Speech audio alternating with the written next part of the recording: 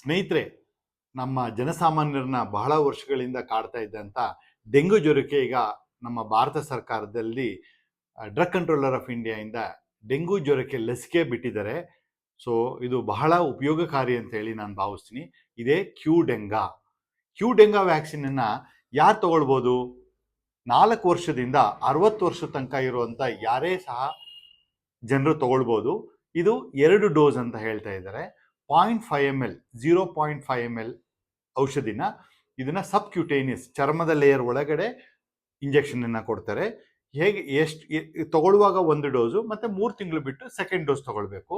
ಮತ್ತೆ repeat dose ತಗೊಳ್ಳೋ ಅವಶ್ಯಕತೆ ಇಲ್ಲ, ಬೂಸ್ಟರ್ ಡೋಸಸ್ ಅವಶ್ಯಕತೆ ಇಲ್ಲ ಅಂತ ಹೇಳ್ತಾರೆ. ಇದು ಟೆಕಿಡಾ ಅನ್ನೋ ಒಂದು ಸಂಸ್ಥೆ, ಫಾರ್ಮಸ್ಯೂಟಿಕಲ್ ವ್ಯಾಕ್ಸಿನ್ ಕಂಪನಿಯಿಂದ ಇದು ರಿಲೀಸ್ ಮಾಡಿದ್ದಾರೆ.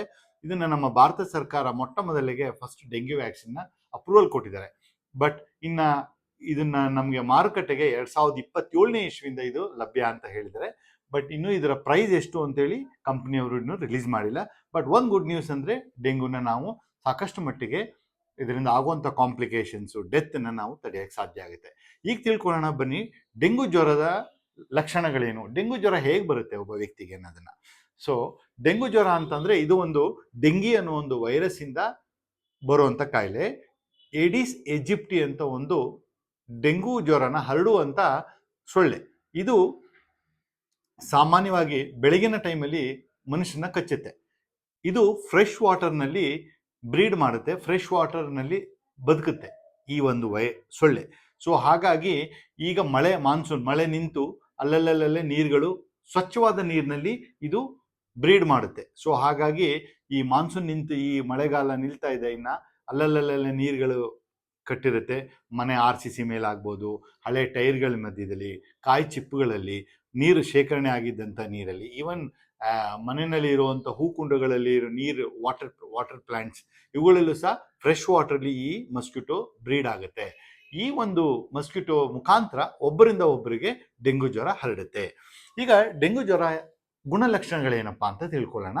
ಡೆಂಗು ಜ್ವರ ಒಂದು ಸೊಳ್ಳೆ, ಡೆಂಗು ಸೋಂಕಿತ ಸೊಳ್ಳೆ ಒಬ್ಬ ಸಾಮಾನ್ಯ ವ್ಯಕ್ತಿನ ಕಚ್ಚಿದ್ರೆ ಅದು ಯೂಶಲಿ 4 to 14 ಡೇಸ್ ಒಳಗಡೆ ಆ ವ್ಯಕ್ತಿಗೆ ಸೋಂಕಿನ ಲಕ್ಷಣಗಳು ಕಾಣಿಸ್ಕೊಳುತ್ತೆ. ಅದನ್ನ ಇನ್ಕ್ಯುಬೇಷನ್ ಪೀರಿಯಡ್ ಅಂತ ಹೇಳ್ತೀವಿ ನಾವು. ಸೊ ಈ ಪೀರಿಯಡ್ ಅಲ್ಲಿ ಆ ವ್ಯಕ್ತಿಗೆ ಅತಿಯಾದ ಜ್ವರ ಬರ್ತದೆ, ಸಿವಿಯರ್ ಹೆಡ್ಏಕ್, ಮತ್ತೆ ಬೋನ್ ಬ್ರೇಕಿಂಗ್ ಫೀವರ್ ಅಂತಾನು ಹೇಳ್ತೀವಿ ಇದಕ್ಕೆ. ಮೂಳೆ ಎಲ್ಲ ತುಂಬಾ ನೋವು, ಮೈಕೈ ನೋವು, ಸುಸ್ತಾಗುತ್ತೆ, ಮತ್ತೆ ತುಂಬಾ ಅತಿವಾದ ತಲೆ ಸುಸ್ತು, ನಿತ್ರಾಣ, ಇದೆಲ್ಲ ಗುಣಲಕ್ಷಣಗಳು ಇರುತ್ತೆ. ವಾಂತಿ ಸಹ ಆಗ್ತಾ ಇರುತ್ತೆ ಆ ವ್ಯಕ್ತಿಗೆ. ಈ ತರ ಇದ್ದಂಥ ಸಂದರ್ಭದಲ್ಲಿ 3-4ನೇ ದಿನದ ಮೇಲೆ ಜ್ವರ ಕೆಲವರಿಗೆ ಕಮ್ಮಿ ಆಗ್ತದೆ. ಈ ಜ್ವರ ಕಮ್ಮಿ ಆದ ಮೇಲೆ ಇದರದ್ದು ಕಾಂಪ್ಲಿಕೇಶನ್ಸ್ ಜಾಸ್ತಿ. ಸೊ ಹಾಗಾಗಿ ಜ್ವರ ಕಮ್ಮಿ ಆದ ಮೇಲೆ ನಾವು ಕೆಲವೊಂದು ಆಮ್ನಿಯಸ್ ಸೈನ್ಸ್ ಅಂದ್ರೆ ಡೇಂಜರಸ್ ಸೈನ್ಸ್ ಅನ್ನ ನಾವು ನಿಮ್ಗೆ ಹೇಳ್ಕೊಡ್ತೀವಿ. ಅದನ್ನ ನೀವು ಗಮನಿಸ್ಕೋಬೇಕು. ಆ ತರದ ಡೇಂಜರಸ್ ಸಿಗ್ನಲ್ಸ್ ಏನಾದ್ರು ಇತ್ತು ನಿಮ್ಮ ಮಕ್ಕಳಲ್ಲಿ ಆಗಲಿ ದೊಡ್ಡವರಲ್ಲಿ ಅಂದ್ರೆ ತಕ್ಷಣ ನೀವು ವೈದ್ಯರ ಮುಖಾಂತರ ಆಸ್ಪತ್ರೆಗೆ ದಾಖಲಾಗಿ ವೈದ್ಯರ ಮಾನಿಟರಿಂಗ್ ಮಾಡೋ ಹಾಗೆ ಟ್ರೀಟ್ಮೆಂಟ್ ತಗೊಳ್ಳೋದು ಬಹಳ ಸೂಕ್ತ. ಯಾಕಪ್ಪ ಅಂತಂದ್ರೆ ಯೂಜು ಕಾಂಪ್ಲಿಕೇಶನ್ಸ್ ನಮಗೆ ಜ್ವರ ನಿಂತ ಮೇಲೆ 2-3 ದಿನದಲ್ಲಿ ಕಾಣಿಸ್ಕೊಳ್ಳುತ್ತೆ. ಅಲ್ಲೇನಾಗುತ್ತೆ, ಕೆಪಿಲರಿ ಲೀಕ್ ಅಂತ ಆಗ್ತದೆ.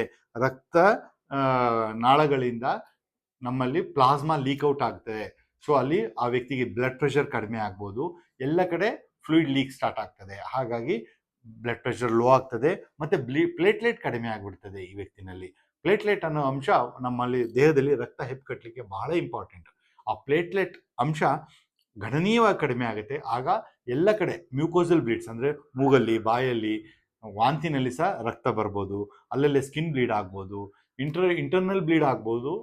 ಆದ್ರಿಂದ ಆ ವ್ಯಕ್ತಿ ಮೃತಪಡೋ ಸಾಧ್ಯತೆ ಇರುತ್ತೆ. ಸೊ ಹಾಗಾಗಿ ಈ ಡೇಂಜರಸ್ ಸೈನ್ಸ್ ಏನಿದೆ ಅದನ್ನೆಲ್ಲ ಗಮನಿಸ್ಕೊಳ್ಳಿ.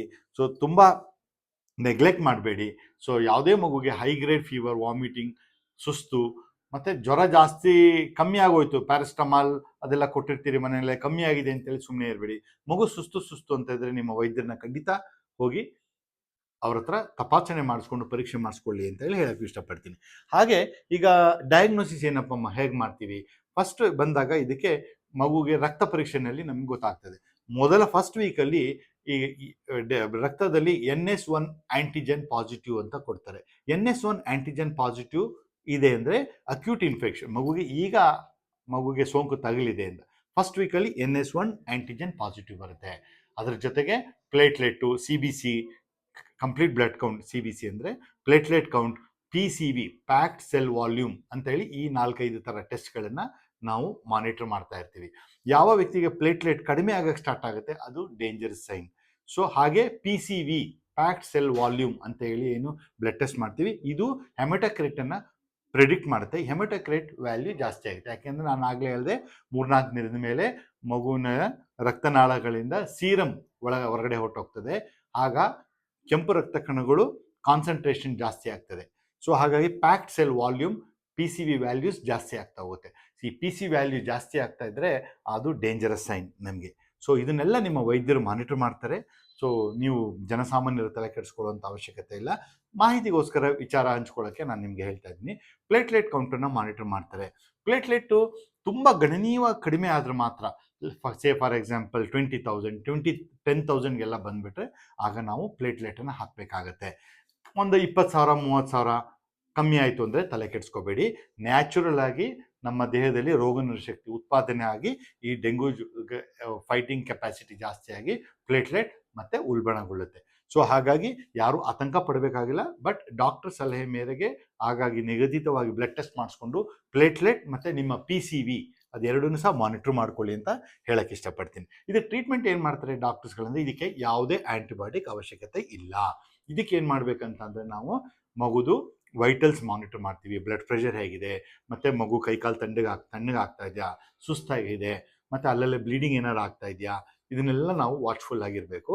ಸೊ ಇದನ್ನೆಲ್ಲ ಮಾನಿಟರ್ ಮಾಡ್ತೀವಿ. ಸಿಂಪ್ಟಮ್ಯಾಟಿಕ್ ಟ್ರೀಟ್ಮೆಂಟ್, ಮಗುಗೆ ಜ್ವರ ಇದ್ದರೆ ಜ್ವರದ ಔಷಧಿ ಕೊಡ್ತೀವಿ.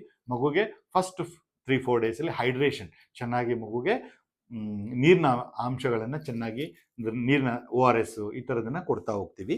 ಸೊ ಕಾಂಪ್ಲಿಕೇಶನ್ಸ್ ಇತ್ತು ಅಂದರೆ, based on the complications, platelet ತುಂಬ ಕಡಿಮೆ ಆಗ್ತಾ ಇದ್ರೆ 10,000, 20,000ಕ್ಕೆಲ್ಲ ಬಂದರೆ ಇಂಟ್ರಾಕ್ರೀನಲ್ ಬ್ಲೀಡ್ ಅಂದರೆ ಮೆದುಳಲ್ಲಿ ರಕ್ತಸ್ರಾವ ಆಗೋ ಸಾಧ್ಯತೆ ಇರುತ್ತೆ. ಆ ಥರ ಸಂದರ್ಭದಲ್ಲಿ ಪ್ಲೇಟ್ಲೆಟ್ನ ನಾವು ಟ್ರಾನ್ಸ್ಫ್ಯೂಸ್ ಮಾಡಬೇಕಾಗತ್ತೆ. ಒಂದ್ಸತಿ ರೋಗನ ಶಕ್ತಿ ಹೆಚ್ಚಾದಮೇಲೆ ಪ್ಲೇಟ್ಲೆಟ್ ತನ್ನಷ್ಟಕ್ಕೆ ಉಲ್ಬಣಿಸ್ತಾ ಹೋಗುತ್ತೆ. ಸೊ ಹಾಗಾಗಿ ಇದನ್ನ ಗಮನದಲ್ಲಿ ಇಟ್ಕೊಳ್ಳಿ. ಈಗ ಬರೋಣ ಪ್ರಿವೆನ್ಷನ್. ಈಗ always we know prevention is always better then cure ಅಂತ. ಕಾಯಿಲೆ ಬರದಂಗೆ ನೋಡ್ಕೊಂಡ್ಬಿಡೋಣ. ಸೊ ಹೇಗೆ ಮಾಡಬೇಕು, ನಿಮ್ಮ ಸುತ್ತಮುತ್ತ ಮನೆ RCC ಮೇಲಾಗ್ಬೋದು, ಮನೆ ಸುತ್ತಮುತ್ತ ಫ್ರೆಶ್ ವಾಟರ್ ಎಲ್ಲೂ, ಈಗ ಮಳೆ ಬಂದು ನಿಂತಿದೆ ಆಗಲೇ ಹೇಳಿದಾಗೆ, ಅಲ್ಲೆಲ್ಲೂ ನೀರು ಲಾಡ್ಜ್ ಆಗದಾಗೆ ನೋಡ್ಕೊಳ್ಳಿ. ಮತ್ತು ವಾಟರ್ ಟ್ಯಾಂಕ್ಗಳನ್ನು ಕ್ಲೀನಾಗಿ ಇಟ್ಕೊಳ್ಳಿ. ಸೊ ಮಸ್ಕಿಟೋ ಬ್ರೀಡ್ ಆಗದೆ ಇದು ಫ್ರೆಶ್ ವಾಟರಲ್ಲಿ. ಸೊ ಫ್ರೆಶ್ ವಾಟರ್ ಎಲ್ಲೂ ಕಲೆಕ್ಟ್ ಆಗದಂಗೆ ನೋಡ್ಕೊಳ್ಬೇಕು. ಎರಡನೇ ಪಾಯಿಂಟು, ಸೊಳ್ಳೆ ಕಚ್ಚದಾಗಿ ನೋಡ್ಕೊಳ್ಬೇಕು. ಕೈ ಕಾಲು ತುಂಬ ಬಟ್ಟೆಗಳನ್ನು ಹಾಕಿ ಮಕ್ಕಳಿಗೆ, ಫುಲ್ ಲಾಂಗ್ ಸ್ಲೀವ್ಸ್ ಇರುವಂಥ ತುಂಬುದೋಳಿನ ಬಟ್ಟೆಗಳನ್ನು ಹಾಕಿ, ಕೈ ಕಾಲು ತುಂಬ ಬಟ್ಟೆ ಹಾಕಿ ಸೊಳ್ಳೆ ಕಚ್ಚದಾಗಿ ನೋಡ್ಕೊಳ್ಳಿ. ಮತ್ತು ಸಂಜೆ ಹೊತ್ತು ಹಾಗೆ ಬೆಳಗ್ಗೆ ಹೊತ್ತು ಮನೆ ಕಿಟಕಿಗಳಿಗೆ mesh ಹಾಕ್ಸ್ಬಿಡಿ.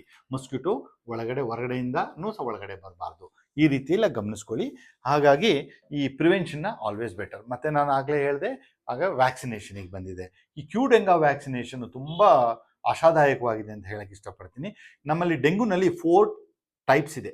Dengue 1, dengue 2, dengue 3, dengue 4. ಈ 4 ಸೀರೋ ಟೈಪ್ಸ್ ಇದೆ. ಇದರಲ್ಲಿ ಮತ್ತೆ ಸಬ್ ಮ್ಯೂಟೇಷನ್ ಆಗಿ, ಜೆನೋಮಿಕ್ ಮ್ಯೂಟೇಷನ್ಸ್ ಆಗಿ ವೆರೈಟೀಸ್ ಇದೆ. ಈ 4 ಥರ ಸೀರೋ ಟೈಪ್ಸಲ್ಲಿ ಈಗ ಒಬ್ಬ ವ್ಯಕ್ತಿಗೆ ಈ ಸತಿ ಡೆಂಗು ಜ್ವರ ಬಂದಿದೆ, ಮತ್ತೆ ಇನ್ನು 3 ತಿಂಗಳು 6 ತಿಂಗಳು ಬಿಟ್ಟು ಡೆಂಗು ಜ್ವರ ಬರಬಾರ್ದು ಅಂತ ಇಲ್ಲ. ಸೊ ಡೆಂಗು ಜ್ವರದಲ್ಲಿ ಈ ಸತಿ 1 ಸೀರೋ ಟೈಪ್ ಆಗಿದ್ರೆ next time zero type 2 attack ಆಗ್ಬೋದು. ಸೊ ಹಾಗಾಗಿ ಡೆಂಗು ಜ್ವರ ನನಗೆ ಈ ಸತಿ ಆಗಿದೆ, ನನಗಿನ್ನ ಲೈಫ್ ಲಾಂಗ್ ಇಮ್ಯುನಿಟಿ ಬಂತು, ಆ ಥರ ಇಲ್ಲ. ಸೊ ಇಮ್ಯುನಿಟಿ ಸ್ವಲ್ಪ ಮಟ್ಟಿಗೆ ಬರುತ್ತೆ ದೇಹದಲ್ಲಿ, ಅದು ತಾತ್ಕಾಲಿಕ ಇಮ್ಯುನಿಟಿ. ಸೊ ಹಾಗಾಗಿ ನಾವು ವ್ಯಾಕ್ಸಿನಲ್ಲಿ, ಈ ಕ್ಯೂಡೆಂಗಾ ವ್ಯಾಕ್ಸಿನಲ್ಲಿ 4 ಸೀರೋ ಟೈಪ್ಸನ್ನು ಕವರ್ ಮಾಡಿದ್ದಾರೆ.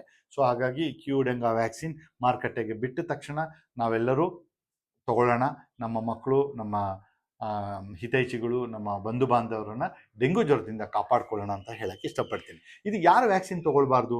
ಕ್ಯೂಡೆಂಗಾ ವ್ಯಾಕ್ಸಿನನ್ನು ಕೆಲವರು ಗರ್ಭಿಣಿ ಸ್ತ್ರೀಯರು ತೊಗೊಳ್ಳೋಂಗಿಲ್ಲ, ಮತ್ತು ಹಾಲುಣಿಸುವಂಥ ತಾಯಂದಿರು, ಲ್ಯಾಕ್ಟೇಟಿಂಗ್ ಮದರ್ಸ್ ತೊಗೊಳ್ಬೇಡಿ, ಮತ್ತು severely immuno compromise like HIV ಸೋಂಕಿಂದ ಬಳಲ್ತಾ ಇರ್ಬೋದು, ಕ್ಯಾನ್ಸರ್ ಟ್ರೀಟ್ಮೆಂಟಿಂದ ಇರ್ಬೋದು, ಈ ಥರ ವ್ಯಕ್ತಿಗಳು ಈ ವ್ಯಾಕ್ಸಿನನ್ನು ತೊಗೊಳ್ಳೋದು ನಿಷಿದ್ಧ. ಸೊ ಬಾಕಿಯವರು 4ರಿಂದ 60 ವರ್ಷದ ತನಕ ಇರೋ ಯಾವುದೇ ಒಬ್ಬ ಆರೋಗ್ಯವಂತ ವ್ಯಕ್ತಿ ಈ 2 ಡೋಸಸ್ ವ್ಯಾಕ್ಸಿನ್ನ ತೊಗೊಂಡ್ರೆ ಸಾಕು. ಸೊ ಈ ವ್ಯಾಕ್ಸಿನ್ ತೊಗೊಳ್ಳುವಾಗ ಹಿಂದೆ ನನಗೆ ಡೆಂಗು ಜ್ವರ ಆಗಿತ್ತಾ ಇಲ್ವಾ ಅಂತ ಪರೀಕ್ಷೆ ಮಾಡಿಸ್ಕೊಳ್ಳೋ ಅವಶ್ಯಕತೆಯೂ ಇಲ್ಲ. ಸೊ ಹಾಗಾಗಿ ಯಾರು ಬೇಕಾದರೂ ತೊಗೊಳ್ಬೋದು. ಇದು ಪ್ರಥಮವಾಗಿ ಇದು ಖಾಸಗಿಯಾಗಿ ಅವರು ಟೆಕೆಡಾ ಕಂಪನಿಯವರು ರಿಲೀಸ್ ಮಾಡ್ತಾರೆ ಅಂತೇಳಿ ಮಾಹಿತಿ ಇದೆ. ಸೊ ಮುಂದಿನ ದಿನಗಳಲ್ಲಿ ನಮ್ಮ ಸರ್ಕಾರನೂ ಸಹ ಇದನ್ನು ಪ್ರಾಜೆಕ್ಟನ್ನು ತಗೊಂಡು ಸರ್ಕಾರಿ ಆಸ್ಪತ್ರೆಯಲ್ಲಿ ಪುಕ್ಕಟೆಯಾಗಿ ವ್ಯಾಕ್ಸಿನ್ ಕೊಡೋಂಗಾದರೆ ತುಂಬ ಸಾರ್ವಜನಿಕವಾಗಿ ಸಹಾಯ ಆಗುತ್ತೆ ಅಂತ ಹೇಳ್ತೀನಿ. ಇಷ್ಟೊತ್ತು ಡೆಂಗು ಮಾಹಿತಿಯನ್ನು ತಿಳ್ಕೊಂಡಂಥ ನಿಮ್ಗಳಿಗೆ ಈ ಮಾಹಿತಿ ಇಷ್ಟ ಆದರೆ ನಮ್ಮ ಇನ್ಸ್ಟಾಗ್ರಾಮ್ನ ಫಾಲೋ ಮಾಡಿ, ಹಾಗೆ ಯೂಟ್ಯೂಬ್ ಚಾನಲ್ನ ಸಬ್ಸ್ಕ್ರೈಬ್ ಮಾಡಿ. ಇನ್ನೂ ಹೆಚ್ಚು ಹೆಚ್ಚು ವೈದ್ಯಕೀಯ ಮಾಹಿತಿಗಳನ್ನು ನಿಮ್ಮೊಂದಿಗೆ ಹಂಚ್ಕೊಳ್ತಾ ಇರ್ತೀನಿ. Thank you.